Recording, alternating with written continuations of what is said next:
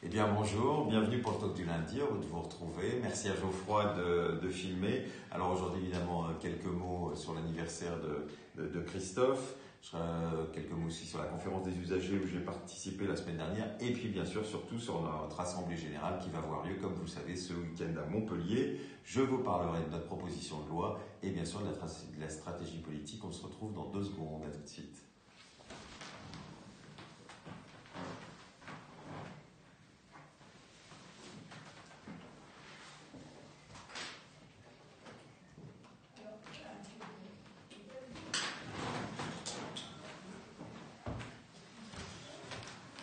Évidemment, en ce début de talk du lundi, forcément une pensée pour notre ex-secrétaire général qui aurait fêté aujourd'hui ses 32 ans, Christophe Michel.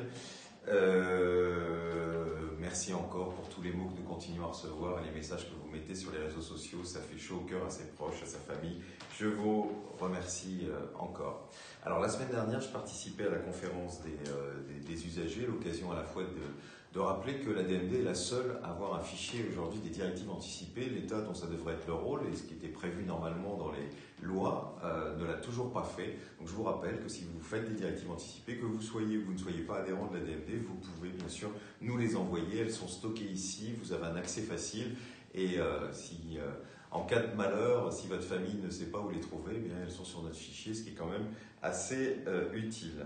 Alors cette semaine, évidemment, pour nous, c'est un moment important. C'est un moment à la fois où votre équipe doit vous rendre des comptes, un moment de discussion, puis aussi un moment pour relancer la dynamique en cette rentrée, pour obtenir enfin cette loi d'ultime liberté que nous souhaitons. Donc l'Assemblée Générale aura lieu à Montpellier, donc je ne peux que vous inciter, celles et ceux qui sont dans le coin, celles qui veulent venir de plus loin, bien sûr, avec grand plaisir, à nous rejoindre dès samedi matin. Alors elle commencera d'une manière un petit peu exceptionnelle, bien sûr, par un hommage à Christophe que fera Francine, et je ferai un hommage à Marie Imbert qui nous a aussi, comme vous le savez, quitté cet été au mois d'août et qui a porté si haut les couleurs de la question de la fin de vie avec son fils Vincent.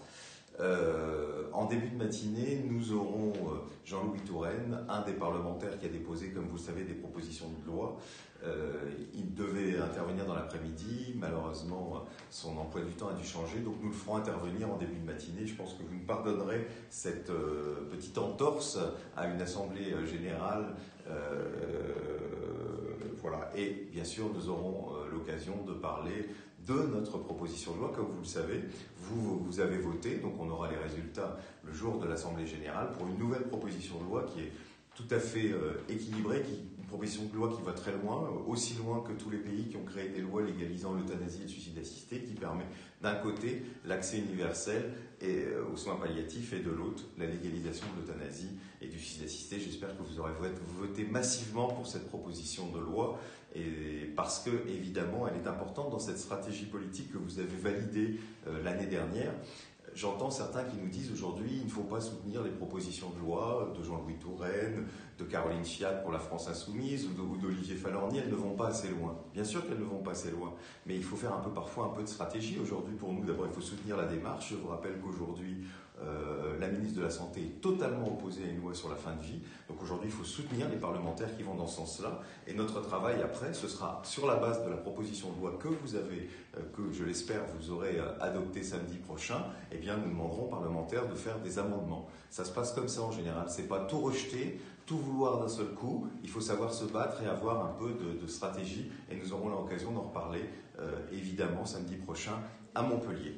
Voilà, alors aujourd'hui ce sera vrai, je termine quand même par un livre dont évidemment vous avez déjà beaucoup entendu parler puisqu'il a été beaucoup médiatisé, c'est celui du docteur Delocq, Docteur, rendez-moi ma liberté. Vous connaissez ce médecin belge qui a accompagné et qui continue à accompagner beaucoup de personnes en Belgique.